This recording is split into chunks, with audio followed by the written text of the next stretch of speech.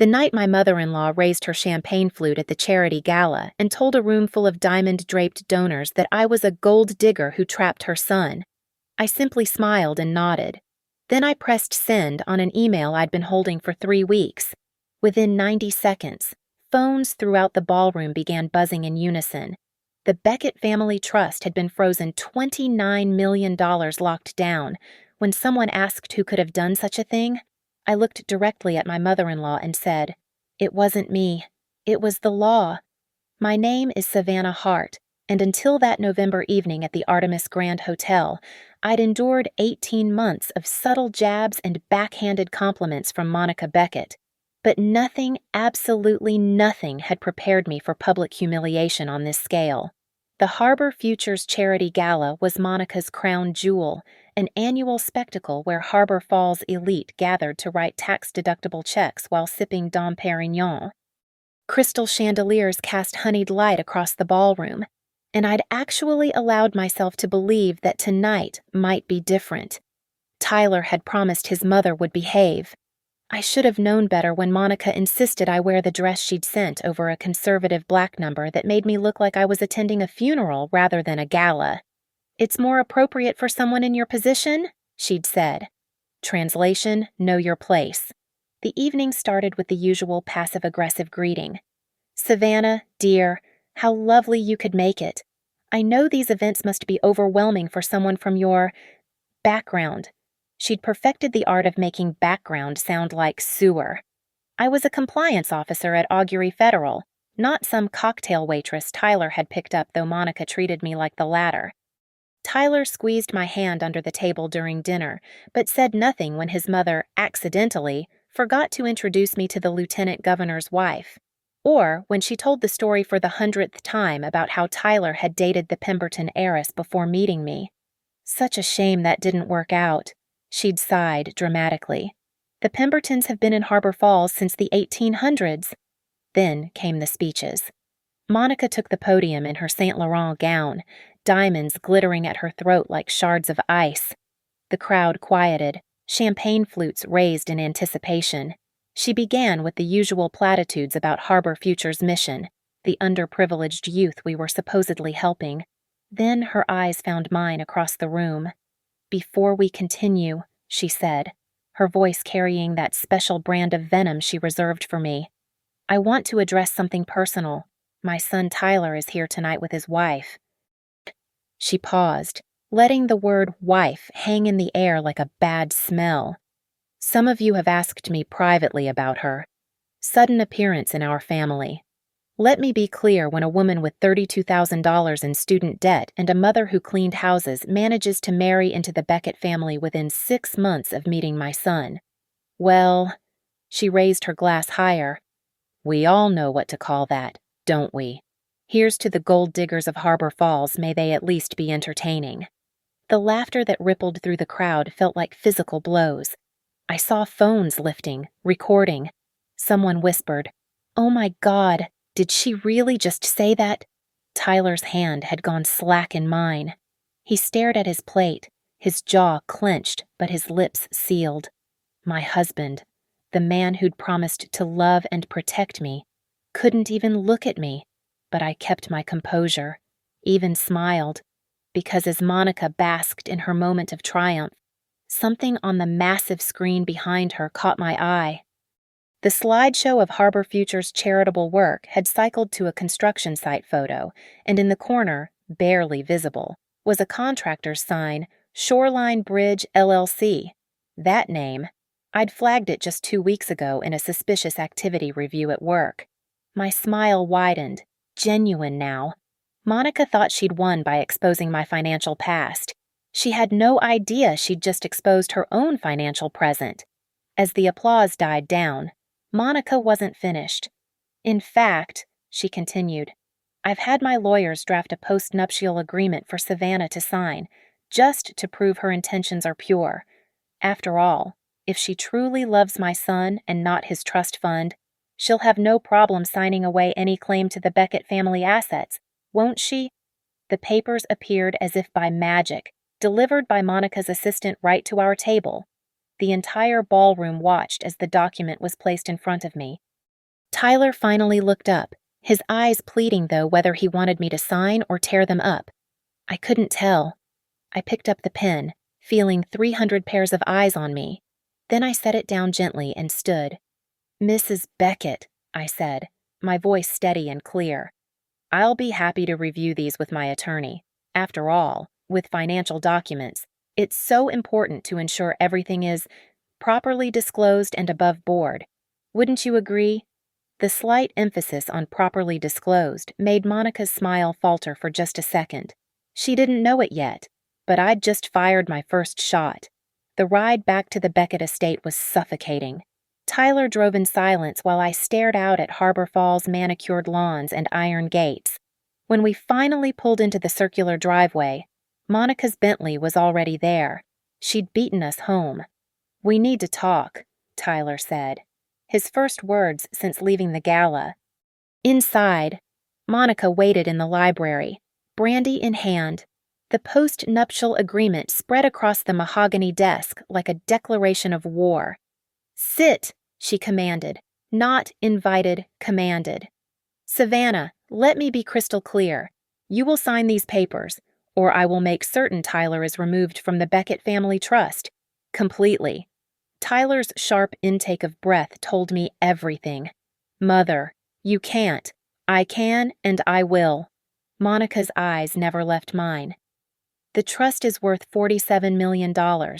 Tyler, your lifestyle, your position at Beckett North Shore Holdings, that house in the Hamptons, you're so fond of it all, flows from that trust, and I control it until you turn 40 or I die, whichever comes first."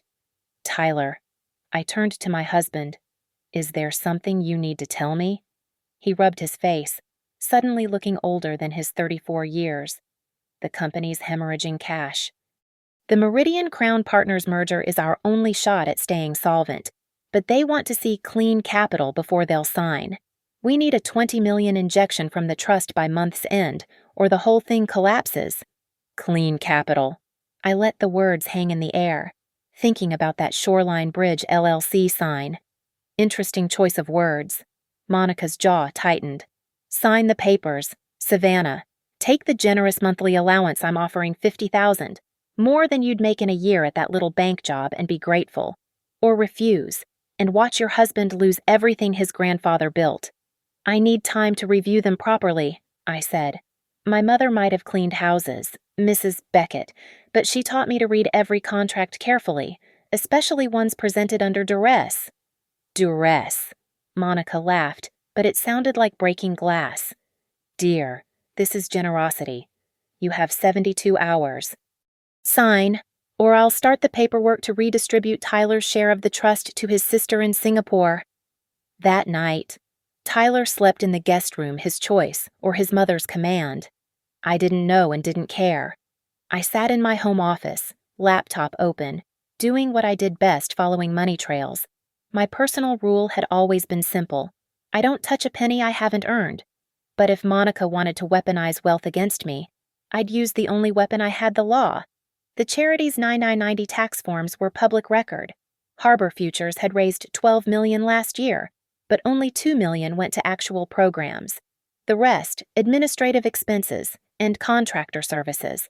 Shoreline Bridge LLC appeared repeatedly, billing for everything from event coordination to youth program development. The address listed for Shoreline was a UPS store in downtown Harbor Falls. I pulled up the state's business registry.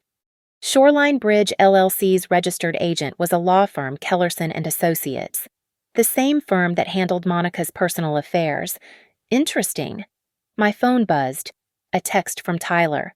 "Please just sign. I can't lose everything." I stared at his message, thinking about the man who'd stood by while his mother called me a gold digger in front of 300 people. The man who was more worried about his trust fund than his wife's dignity. Another buzz. This time, an email from Monica with the subject line, "Motivation." Attached were screenshots from my credit report circa 5 years ago, before I'd climbed my way to financial stability. $32,000 in student loans, 4 maxed-out credit cards from when Mom was dying and I was covering her medical bills. Monica's message was simple: The Harbor Falls Tribune would find this fascinating. Don't you think Gold Digger's debt history exposed? That's when I knew I wasn't just going to defend myself. I was going to destroy her. I picked up my phone and scrolled to a contact I hadn't called in 2 years. Amelia Cross, my friend from college who'd become a nonprofit law specialist at Northline and Row. She answered on the third ring, despite it being past 11:30 p.m. Savannah. Everything okay? Amelia, I need your help. What do you know about charity fraud? There was a pause.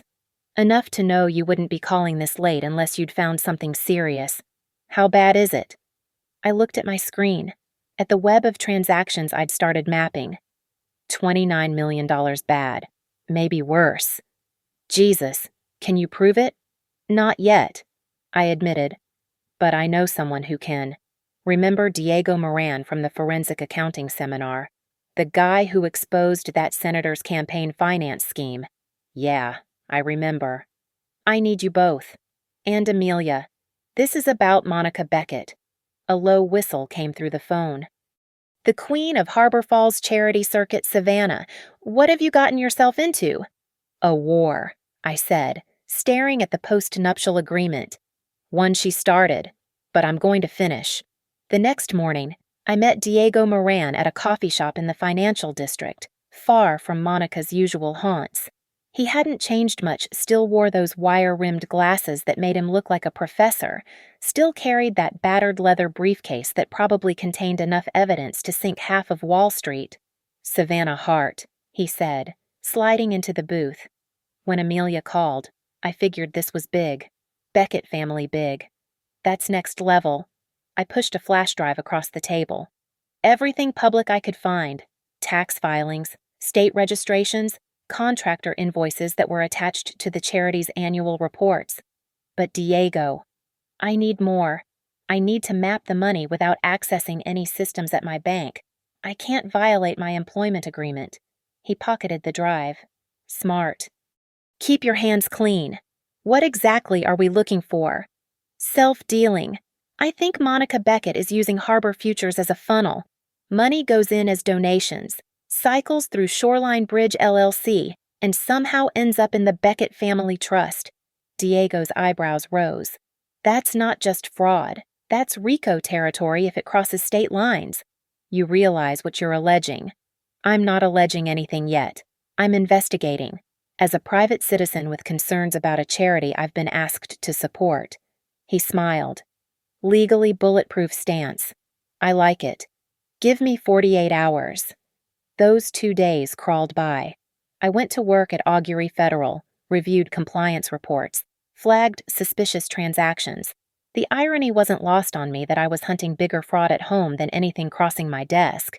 Tyler tried talking to me twice, both times ending with him defending his mother. She built this family's fortune, he'd said. You don't understand how things work in Harbor Falls. I understand perfectly. I'd replied. Your mother commits crimes and everyone looks the other way because she writes big checks. On the second night, my phone lit up with a text from Diego. You need to see this. Now. We met at Amelia's office after 9 p.m. The conference room table was covered with printed diagrams, bank statements pulled from public court filings, and Diego's laptop displaying a flowchart that looked like a spider web. Your mother-in-law is brilliant, Diego said, and I could hear the professional admiration despite everything. Look at this structure. Donations come into Harbor Futures, all legitimate. The charity then hires Shoreline Bridge LLC for various services at inflated rates. Shoreline is technically owned by a Delaware corporation called Pathway Holdings, which is owned by a trust in South Dakota. Monica's name isn't on any of it, I said, studying the papers. No, but look at this. Amelia pulled up a document on her tablet. I found this in a civil suit deposition from 3 years ago. Totally unrelated case. Monica Beckett had to disclose her financial interests, and she mentioned being the beneficiary of the Evergreen Perpetual Trust. Guess what owns Pathway Holdings? Evergreen, bingo. And here's the kicker. The money from Shoreline doesn't stay in Shoreline. It gets invested through Palladium Gate Advisors, a boutique firm that just happens to manage the Beckett Family Trust exclusively. The returns on those investments, Astronomical. Impossible, actually. Unless they're not really investments, I finished. They're just moving the money in a circle. Diego pulled up another screen. Based on the patterns I've tracked, approximately 29 million has moved through this system over the past 5 years. And look at this, major transfers always happen right before the Beckett Company needs capital for expansions or acquisitions. Like the Meridian Crown merger, I said. Exactly. There's a pattern here. Monica announces a big charity drive. Donations pour in, and within 90 days, Beckett North Shore Holdings miraculously finds capital for its next venture. Amelia leaned forward. Savannah, this is enough to trigger an investigation. But you need to be careful. If you report this, Monica will know it came from you.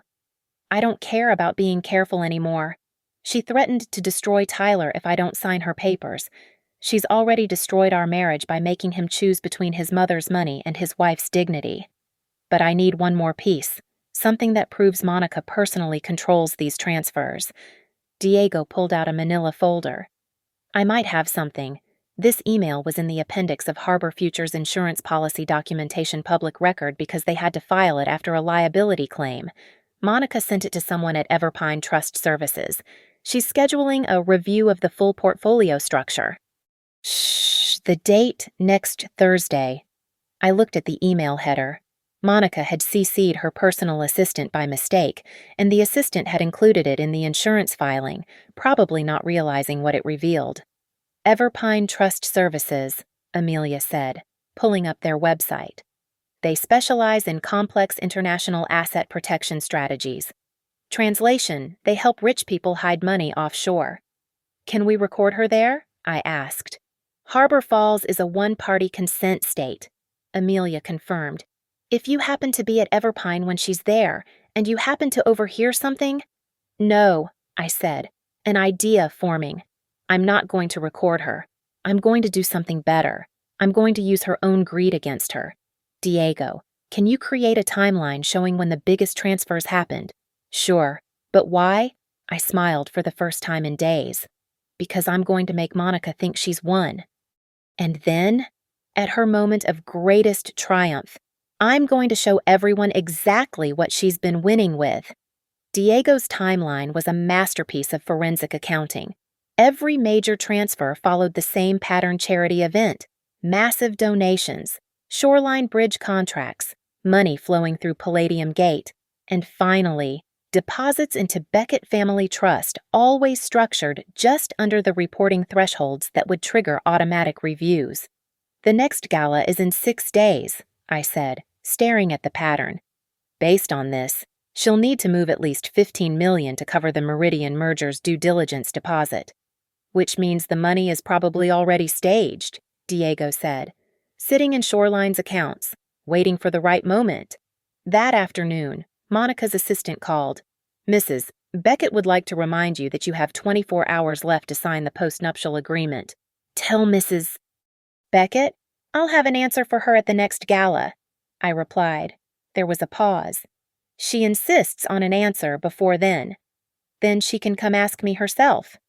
Monica showed up at our house that evening, letting herself in with her key. Of course she had a key. Tyler was still at the office, probably deliberately avoiding this confrontation. You're playing a dangerous game, she said, finding me in the kitchen.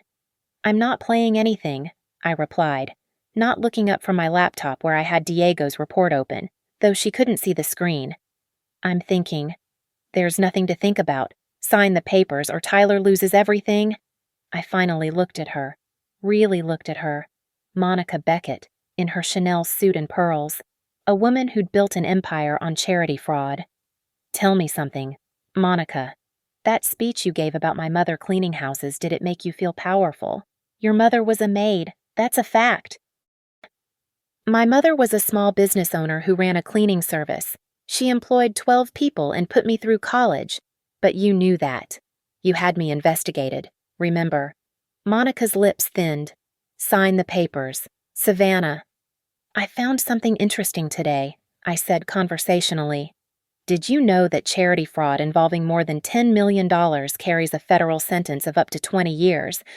The temperature in the room seemed to drop. Are you threatening me? No, just sharing an interesting fact I learned.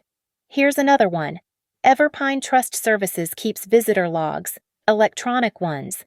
Every meeting, every person, time-stamped and stored for 7 years. Insurance requirement.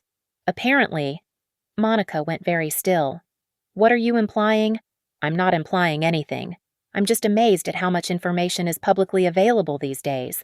Property records, business registrations, even emails that get accidentally included in insurance filings. People leave digital footprints everywhere. You little careful, I interrupted. Tyler might walk in. You wouldn't want your son to hear you cursing at his wife, would you? Or would you? Maybe you want him to see exactly who you are. Monica grabbed the postnuptial agreement from her bag, slamming it on the counter. Sign it. Now. I picked up the pen, twirled it between my fingers. You know what's funny? You keep saying I married Tyler for money, but I've never taken a penny from your family. Not one. I keep my finances separate, pay my share of everything. The only person obsessed with the Beckett money is you. Because I built it. Did you or did you steal it? $29 million is a lot of charity money to go missing. Don't you think? Monica's face went white, then red. You have no idea what you're talking about. Shoreline Bridge LLC, I said quietly. Pathway Holdings, Evergreen Perpetual Trust, Palladium Gate Advisors. Should I continue? She actually stepped back. How did you? I'm a compliance officer, Monica. This is literally what I do for a living. Did you think I was too stupid to notice, or did you think I'd be too scared to do anything about it? You have no proof. I have enough to file a whistleblower complaint with the State Attorney General's office. Enough to trigger an IRS audit of Harbor Futures. Enough to make Hollister and Wyeth Private Bank freeze every account you touch while they conduct their own internal investigation. Monica's hand was shaking now.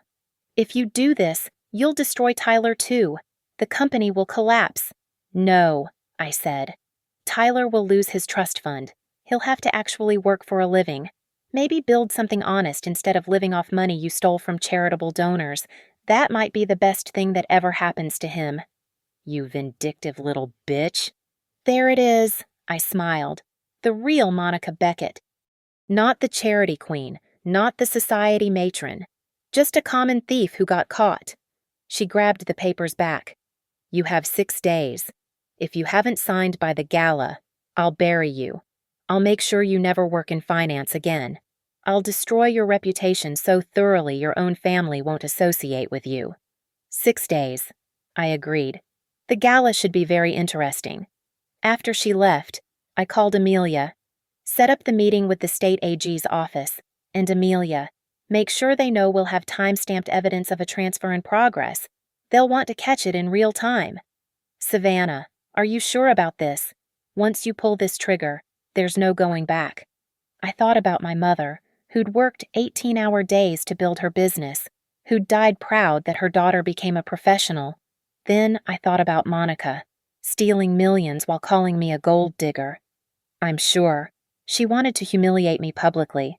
Only seems fair to return the favor. The next 3 days, Monica escalated her campaign. First came the whispers at Harbor Falls Country Club. Suddenly everyone knew about my student loans, my mother's maid service, even a twisted version of how Tyler and I met that made me sound like a calculating opportunist who'd targeted him at a banking conference. Then came the professional sabotage. My boss at Augury Federal called me in. Savannah, I've received some concerning calls about your personal situation. Something about financial distress and a post-nuptial agreement. Let me guess, I said. Monica Beckett. He sighed. She's on our board of advisors. Savannah. She's suggesting your personal financial situation might compromise your judgment in compliance matters. My personal finances are impeccable. I can provide full documentation. I know. I've seen your records. But she's making noise about conflicts of interest, claiming you might use your position to investigate her family's accounts. I would never access client information improperly, I said carefully, which was true. Everything I had came from public records. I believe you, but I need you to take a few days off. Let this blow over. Monica had just given me the gift of time. That evening, Tyler finally broke. He came home drunk, something I'd never seen before. Just sign the fucking papers. Savannah. Your mother got you drunk to confront me. That's a new low. She's freezing my corporate cards tomorrow. Do you understand I won't be able to buy gas? I won't be able to take clients to lunch. She's going to humiliate me in front of the entire company. Like she humiliated me in front of 300 people. That's different. How explain to me how that's different? Tyler slumped on the couch. She's my mother. She built everything we have. With stolen money? You don't know that. I pulled out my phone and showed him one document, just one. A Shoreline Bridge invoice for $2 million for youth program development on a date when the charity's own records showed no youth programs were running. Tyler stared at it for a long moment. This could be a mistake. Tyler, I need you to listen very carefully. Your mother has stolen approximately $29 million from Harbor Futures. I have proof. I've filed reports with the appropriate authorities. At next week's gala, everything is going to come crashing down. He went pale. You did what I protected myself, and I tried to protect you, but you chose her money over our marriage. You're destroying my family. Your mother destroyed your family the moment she decided to use a children's charity as her personal piggy bank. Tyler stood up, swaying slightly. If you do this, we're done. We were done the moment you sat silent while she called me a gold digger. He left that night, went to his mother's estate. The next morning, I received divorce papers. Monica worked fast, but not fast enough. Amelia called that afternoon. The AG's office is very interested. They've already started coordinating with the IRS and the State Banking Commission. They want everything we have. They'll get it, but I want to time this perfectly. The gala is in 3 days. Monica will initiate the transfer during the event she always does. Makes a big show of the charity's immediate impact by showing real-time donations flowing to supposed programs. That's incredibly bold for fraud. She's been getting away with it for years. She thinks she's untouchable. That night, I sat in my empty house, looking at a photo from my wedding. Tyler and I looked so happy. Monica stood beside us, her smile sharp as a knife even then. I'd thought I was joining a family. Instead, I'd walked into a criminal enterprise. My phone rang an unknown number. Savannah Hart. The voice was female, older, nervous. Yes. My name is Patricia Morse. I was the CFO of Harbor Futures until 2 years ago. I heard Monica has been pressuring you. How did you hear that? Harbor Falls is a small town. Listen, I tried to raise concerns about the charity's finances. Monica had me fired and blacklisted. But I kept copies of everything. My heart raced. What kind of copies? Emails where Monica explicitly directed transfers to Shoreline. Voice recordings from board meetings where she discussed using charity funds for family investments. I was waiting for someone brave enough to take her on. Can we meet? Tomorrow. Breakfast at the Marina Cafe, 7:30 a.m. And Savannah. Be careful. Monica destroyed my career, but you, your family. She'll do worse to you. After we hung up, I looked around my empty house. Tomorrow, Patricia's evidence would seal Monica's fate. In 3 days, at the gala she loved so much, her empire would crumble. I pulled up the email I'd drafted to the compliance officers at Hollister and Wyeth Private Bank, Monica's bank, where the Beckett Family Trust resided. $29 million, all traceable, all illegal. 1 click, and it would all be frozen. Monica thought she'd won by turning Tyler against me, by trying to destroy my career. She had no idea she'd already lost. I opened a bottle of wine, a cheap Pinot Noir, nothing from the Beckett wine cellar, and toasted my mother's photograph on the mantel. She called you a maid, Mom. Let's see what she calls me when I take everything from her. Patricia Morse arrived at the Marina Cafe carrying a banker's box that she set beside our booth like a ticking bomb. Her hands shook as she ordered coffee black. No sugar. She'd lost weight since her corporate headshots at Harbor Futures, and her eyes had the haunted look of someone who'd fought a giant and lost. "Monica destroyed me," she said without preamble. "But I documented everything. Every illegal transfer, every board meeting where she overruled concerns, every time she threatened staff who asked questions." She pulled out a flash drive. 2 years of emails, recorded conversations, and something special. Monica's personal laptop backup from when IT updated systems. She doesn't know I have it. How? The IT contractor was my nephew. He made an extra copy before wiping the old drive. Thought it might be important someday. Patricia smiled grimly. Turns out he was right. I reviewed the files on my phone, scrolling through email after email. Monica's words, brutal and clear. "Move the Hartford donation through Shoreline today. Palladium needs $8 million by Friday. Make sure the trust shows a 15% return this quarter." "This is a smoking gun," I breathed. "Multiple smoking guns. But Savannah, there's something else. Monica's planning something big at the gala. I still have friends at the charity. She's arranged for a $30 million anonymous donation to be announced from an offshore foundation called Cerulean Holdings. Let me guess she controls Cerulean through 3 shell companies and a trust in the Caymans. She's essentially donating to herself, creating a massive tax write-off while funneling the money back to the Beckett Trust. It's her biggest scheme yet." I did the math quickly. That would give her enough to cover the Meridian merger and have millions left over. Exactly. And once that merger goes through, the evidence trail becomes almost impossible to follow. The new corporate structure will bury everything. My phone buzzed. Amelia.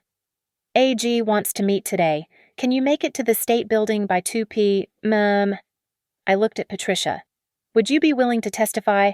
I've been waiting 2 years for someone to ask me that." The meeting at the Attorney General's office was surreal. 3 prosecutors, 2 FBI agents on video conference, and an IRS criminal investigator. They reviewed everything: Diego's analysis, Patricia's recordings, my documentation. "This is extensive." The lead prosecutor, James Kellaway, said, "But we need to catch her in the act. The historical evidence is strong, but a real-time crime would be undeniable." "The gala," I said. "She'll initiate the Cerulean transfer during her speech. She always makes transfers public, claims it shows the charity's immediate impact. We could have agents there, but if she spots them—" "You don't need agents," I said. "I'll be there, and I have a way to make her confess everything." Kellaway frowned. "Mrs. Beckett, this isn't a movie. We can't have civilians running sting operations." "I'm not running anything. I'm attending a charity gala that I've already RSVP'd to. If Monica happens to discuss her financial arrangements with me, and I happen to be recording for my own protection in a one-party consent state." The IRS investigator leaned forward. "What makes you think she'll talk?"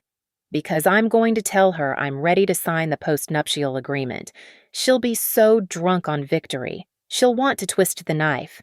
Monica can't resist explaining how she's won." They exchanged glances. "We can't officially sanction this." "You don't have to. But you might want to have federal agents ready to execute asset freezes and arrest warrants. I'd suggest timing it for 9:15 p.m., right after the donation announcement." After the meeting, I sat in my car for 20 minutes, hands shaking. In 48 hours, I'd either be free of Monica Beckett forever, or she'd find a way to destroy me completely. My phone rang. Tyler. "Savannah, Mom says you're ready to sign." I told her I'd give my answer at the gala. "Just sign the papers." "Please. The divorce can be quick, clean. You'll get $3 million in the settlement if you sign the postnup. Without it, the prenup limits you to $500,000. $3 million, I repeated. Your mother's offering me $3 million to go away quietly. It's a good deal, Savannah. Take it. I thought about the $29 million Monica had stolen, the $30 million more she was about to launder. Tyler, did you ever love me, or was I just someone you thought would look good at charity galas? Silence. Then, I don't know anymore. At least he was finally honest. That evening, I prepared my tools for war, a digital recorder in my clutch. my phone set to backup audio to the cloud, and a flash drive containing every piece of evidence, ready to transmit to the FBI, IRS, and state prosecutors with one click. Amelia came over with a bottle of champagne. "For afterward," she said, "when Monica Beckett is in handcuffs. If this goes wrong, it won't. You've built an airtight case. The AG has a judge on standby for warrants. Hollister and Wyeth's compliance team is ready to freeze the accounts the moment they get legal notice. She could still win. Rich people like Monica always seem to win." Amelia raised the champagne bottle. "Not this time. This time, the gold digger digs the grave." I laughed, dark and bitter. With a shovel made of her own greed. Tomorrow would be the gala. Tomorrow, Monica Beckett would learn what happened when she mistook a compliance officer for a pushover. Tomorrow, the gold digger would strike gold $29 million worth of justice. The Artemis Grand Hotel ballroom glittered like a jewel box, every surface reflecting candlelight and crystal. I arrived alone, wearing a red Carolina Herrera gown I'd bought myself no more, excepting Monica's funeral attire. Heads turned as I walked in, whispers following in my wake. The soon-to-be ex-daughter-in-law who dared show her face. Monica stood near the stage, holding court in pearl-white Valentino, diamonds cascading down her throat. When she saw me, her smile could have cut glass. "Savannah, how brave of you to come." "I wouldn't miss it," I said, accepting champagne from a passing waiter. "After all, this is a special night." The recorder in my clutch was already running, my phone backing up every word. "Have you reconsidered my offer?" Monica asked, steering me toward a quiet corner. "$3 million is generous," I said. "But I have questions first." "Questions?" Her eyes narrowed. "The Cerulean Holdings donation $30 million is substantial. The donors must be very committed to Harbor Falls youth programs." Monica's smile turned genuine, the smile of a predator sensing wounded prey. "Oh, Savannah, still trying to play Detective Cerulean Holdings is perfectly legitimate." "I'm sure it is. Just like Shoreline Bridge." She stepped closer. "You know, I almost admire your tenacity. Digging through public records, thinking you'd found something, but you don't understand how this world works. Money is just numbers moving between accounts. What matters is who controls the movement. And you control it all. Every penny." She was warming to her theme now, vodka and victory making her careless. "Do you know why I offered you $3 million? Because I'll make that back in a single day once the Cerulean funds clear. $30 million in, a charitable tax deduction worth $12 million, and the full amount cycles back to the trust within 90 days. It's beautiful. Really." "Through Palladium Gate?" Monica laughed. "You did do your homework." "Yes, through Palladium, then to Beckett North Shore for the merger, then back to the trust as loan repayments at 20% interest. All perfectly documented, all technically legal." "Technically," I repeated. "The best kind of legal. The kind that requires expensive lawyers to untangle, and even more expensive ones to prosecute. The kind where everyone gets paid, so no one asks questions."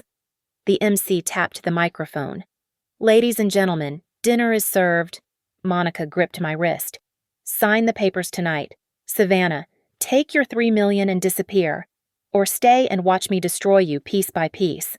Your choice." During dinner, I sat at the table assigned to Tyler and me, alone among couples. Tyler was notably absent. Monica had probably told him to stay away. The speeches began at 8:45 p.m., each one praising Monica's philanthropic vision. Then, at 9 p.m., she took the stage. "Tonight, I'm thrilled to announce an unprecedented donation to Harbor Future's $30 million from Cerulean Holdings." Gasps, applause, champagne toasts. On the massive screens, a real-time bank interface appeared, showing the pending transfer. "To demonstrate our commitment to transparency," Monica continued, "you can watch as the funds are transferred directly to our program accounts." She pulled out her phone with theatrical flair, entering passwords as the screen mirrored her actions. This was it, the moment she'd publicly initiate wire fraud. I pulled out my phone and opened the email I'd prepared 3 weeks ago. Recipients IRS Criminal Division, FBI White Collar Crime Unit, State Attorney General, and most importantly, the Compliance Department at Hollister & Wyeth Private Bank. Monica pressed the final button. And transferred. The screen showed transaction pending. I hit send for 30 seconds. Nothing happened. Monica basked in applause while I counted heartbeats. Then, phones started buzzing. First one, then 5, then dozens. Board members, donors, Monica's own legal team all receiving alerts simultaneously. The screen behind Monica flickered. Instead of transaction complete, it displayed account frozen, federal investigation pending. Monica's triumphant smile faltered. She looked at her phone, stabbing at buttons. More alerts appeared. Beckett Family Trust frozen. Shoreline Bridge LLC frozen. Palladium Gate accounts frozen. "What's happening?" someone shouted. I stood up, my voice carrying across the stunned ballroom. It wasn't me. It was the law. Monica's face went from confusion to rage to fear as she recognized my words from 3 weeks ago. You, every transaction, Monica, every stolen dollar, $29 million from Harbor Futures, routed through your shell companies. The FBI has it all.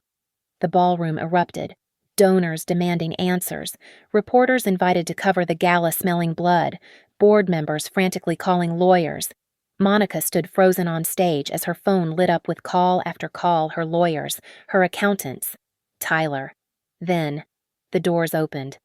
Federal agents walked in, badges visible, moving through the chaos with practiced efficiency. James Kellaway from the AG's office approached the stage.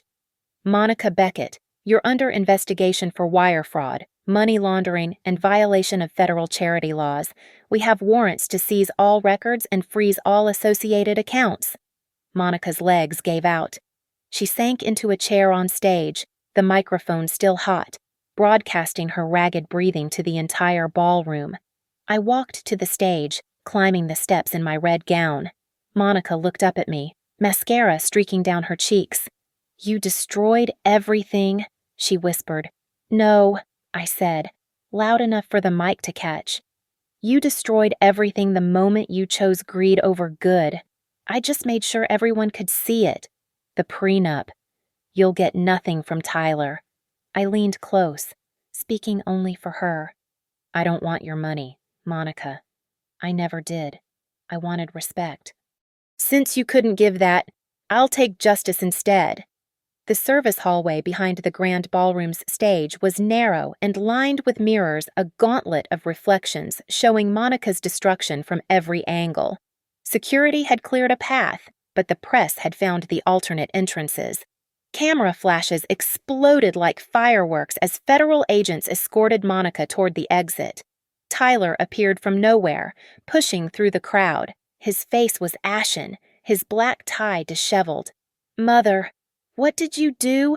Monica reached for him, but an agent stepped between them. "Mrs. Beckett, we need to go." "Tyler, call Harrison," she gasped, naming her attorney. "Tell him to, ma'am, you have the right to remain silent," Agent Kellaway began, his voice cutting through her instructions. The Miranda warning echoed off the mirrors as Monica Beckett, queen of Harbor Falls society, was read her rights like any common criminal. Tyler turned to me, his eyes wild. "You did this. You destroyed our family." "No, Tyler, your mother did that when she stole $29 million from a children's charity. I just stopped her from stealing $30 million more." Amelia appeared at my elbow, holding a tablet. "Savannah, you need to see this." The screen showed a federal court filing stamped 10 minutes ago, Emergency Asset Preservation Order in Beckett Family Trust, Shoreline Bridge LLC, and related entities. Every account, every property, every investment frozen pending investigation. The merger, Tyler breathed, the full impact hitting him. Without the trust funds, the company can't. He sank against the wall. We're bankrupt. You're not bankrupt, I said. You just have to actually work now. Build something real instead of living off stolen money. Monica struggled against the agent's grip, her designer heels scraping against marble. This isn't over. Savannah. My lawyers will. Your lawyers are currently being served with subpoenas. Amelia interrupted. Kellerson and Associates is under investigation for facilitating money laundering. They won't be helping anyone for a while. As they led Monica away, she turned back one last time. The woman who'd stood on that stage an hour ago, diamonds glittering, power radiating from every gesture, was gone. In her place was someone small, frightened, and finally facing consequences. The ballroom behind us had descended into chaos. Board members huddled with lawyers, donors demanded explanations, and reporters filmed everything. Through the doorway, I could see the giant screens still displaying the frozen transaction, $30 million that would never reach Monica's grasping hands. Patricia Morse emerged from the crowd, tears streaming down her face. You did it! You actually did it! We did it, I corrected. Your evidence made this possible. Diego appeared next, grinning broadly. The FBI just called. They want to hire me as a consultant for the forensic analysis. Turns out, Monica's scheme connects to 3 other charity frauds they've been investigating. How deep does this go? Tyler asked, his voice hollow. Deep enough that your mother won't see the outside of a federal prison for at least 15 years, Kellaway said, returning from escorting Monica to the federal agent's vehicle. The Cerulean Holdings transfer alone is worth 10 years. Add the historical fraud, tax evasion, and RICO charges. He shrugged. Tyler looked at me one last time. I hope you're satisfied. Satisfied? I pulled the post-nuptial agreement from my clutch, the one Monica had been so desperate for me to sign. I tore it in half, then quarters, letting the pieces flutter to the floor. I'm not satisfied. Tyler, I'm free. He walked away without another word, following the path his mother had taken, though his destination was bankruptcy court, not criminal court. The Beckett empire, built on fraud and maintained by arrogance, had collapsed in a single night. As the chaos continued, I walked to the valet stand, handed over my ticket, and waited for my car, a modest Honda that Monica had always sneered at. Savannah. A reporter rushed over. How does it feel to have exposed the biggest charity fraud in Harbor Falls history? I thought about my mother, who'd worked honest 18-hour days and died proud of what she'd built. I thought about the children who should have benefited from that $29 million. I thought about every person Monica had stepped on while climbing her fraudulent ladder to success. It feels like justice, I said. My phone buzzed with a text from an unknown number. I opened it to find a message from the forensic accounting department at the FBI. Impressive work. If you ever want a career change, call us. I smiled, slipping the phone back into my clutch. Maybe I would call them. After all, if taking down one Monica Beckett felt this good, imagine what I could do with federal resources. As I drove away from the Artemis Grand Hotel, I caught a glimpse of the ballroom through the windows. Police cars surrounded the entrance, their lights painting the walls red and blue. Monica's perfect world, her carefully constructed empire of lies, had ended exactly where it began, at a charity gala, in front of everyone who mattered. She'd called me a gold digger in front of 300 people. Tonight, 300 people had watched her get hauled away in handcuffs. The gold digger had struck the ultimate gold, not money, but something far more valuable, the truth. My phone rang. Amelia. Champagne at my place. On my way, I said, accelerating toward a future that, for the first time in 2 years, belonged entirely to me. Behind me, the Artemis Grand Hotel grew smaller in my rearview mirror, taking with it the ashes of the Beckett dynasty. Monica had been right about one thing. I had destroyed everything. Everything built on lies. Everything paid for with stolen money. Everything that had made her feel entitled to treat people like dirt. And I'd do it again in a heartbeat. Thank you so much for listening to this story of Justice Served Cold. I'd love to know where you're listening from.